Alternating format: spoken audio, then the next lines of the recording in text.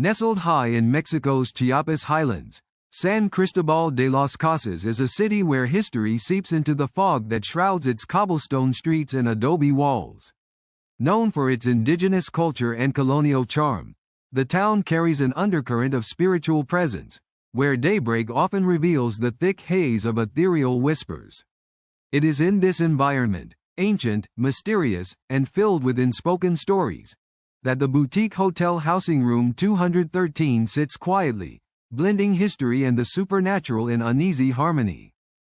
The hotel itself, a converted colonial mansion, is beloved for its warmth and quaint elegance. Yet, among its cozy rooms, 213 became infamous, not for its decor, but for what happened within its walls. Guests and locals alike exchanged hushed tales of an almost tactile coldness emanating from that specific chamber, a cold that did not relent even under the summer sun. Here, the interplay between ambient chill and human experience first flickered beyond the ordinary, hinting at the room's concealed past. This chilling local lore doesn't exist in isolation. San Cristóbal de las Casas carries a cultural tapestry woven with indigenous beliefs about restless spirits and the thinning veil between worlds. In such a place, an inexplicable frost is not just a physical anomaly, but a symptom of something deeper and unresolved. The stage was thus set. A historic town bound in spiritual subtlety, a modern hotel, and room 213, where the air itself seemed to freeze time and memory. Many guests began noticing an unsettling phenomenon, waking up covered in frost despite the warm Chiapas summers. One couple, skeptical of local superstition, found their breath crystallizing in midair and their skin prickling with cold. They described a stifling chill that seemed to seep from the very walls, a coldness impossible to escape. Photographs taken by another visitor showed bedding sparkling with delicate ice crystals, conditions utterly incongruous with the tropical climate outside. Fear mingled with fascination as they tried to rationalize the impossible. The couple also documented the bathroom mirror fogging inexplicably, even though the hot water had never been turned on. The mist seemed to gather, swirl, then recede in sudden pulses, like the invisible breath of a presence lurking just out of sight. They reported hearing the faint sound of dripping water echoing from inside the walls, yet the plumbing showed no signs of leaks or condensation. This persistent dripping took on an almost hypnotic quality, an uncanny rhythm that amplified their dread, as if the room was alive and breathing its own frozen sorrow. Staff were called to investigate, their professional skepticism challenged by what they encountered. Despite careful inspections, maintenance found no mechanical failures or structural causes for the cold. No draft quivered under doors or windows, just a pure, unexplainable chill. This bewilderment heightened the emotional strain on witnesses, many of whom left disturbed. The paradox between scientific inquiry and the palpable supernatural tension deepened, settling like frost on the souls of those who dared enter room 213. Underneath the creaking floorboards and faded carpet, housekeeping discovered an old newspaper dated 1957, tucked away beneath the bed in room 213. The yellowed, fragile print bore a tragic headline: "Honeymoon Horror. Newlyweds perish from hypothermia in hotel suite."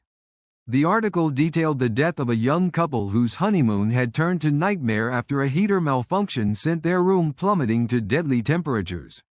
This vivid snapshot of grief transformed room 213 from mere superstition to a locus of grounded human tragedy, unlocked by a fragile piece of paper.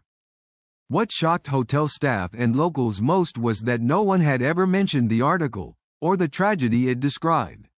The story had been buried, a secret folded into silence for nearly 7 decades. This collective forgetting seemed almost unnatural, given the sensational nature of the event.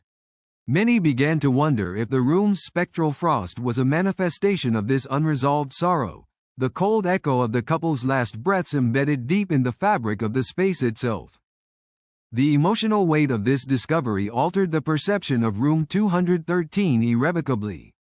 Guests expressed renewed fear and unease, as the cold transformed into a symbol of loss and grief rather than a random, inexplicable phenomenon. The heater's failure morphed into a grim metaphor for human vulnerability amidst the indifferent forces of technology, fate, and perhaps, something far more enigmatic. Faced with mounting guest distress and a reputation increasingly tied to the paranormal, hotel management made the unprecedented decision to seal room 213 permanently. The door was locked, its key secured in the depths of administration, inaccessible to any visitor. This act, intended to restore peace and business normalcy, paradoxically gave the room an aura of forbidden mystery. A locked box where the cold heart of tragedy aged undisturbed but unresolved. Locals began to treat room 213 like a shrine of ghostly memory. Visitors would press curious ears to the door, claiming to hear faint dripping or the whisper of cold breath seeping through the cracks. Paranormal investigators arrived, drawn by both legend and evidence. While no conclusive scientific explanation emerged, thermal cameras and audio recording devices captured inexplicable cold spots and dripping sounds that defied plumbing logic. These encounters deepened the psychological tension between belief and skepticism, each visitor wrestling with the room's defiant cryptic messages. The hotel preserved the original 1957 newspaper at reception, encased in glass, a visible reminder of the tragedy and its enduring imprint on reality. For staff and patrons alike, this artifact became a talisman of the unseen and an anchor to the chilling history haunting their hospitality. It embodies the collision of memory, mystery, and the human need to confront pain, even when it freezes the very air we breathe. The legend of Room 213 has imprinted itself on the cultural fabric of San Cristóbal, becoming a haunting cautionary tale of forgotten tragedies and the paranormal traces they leave behind.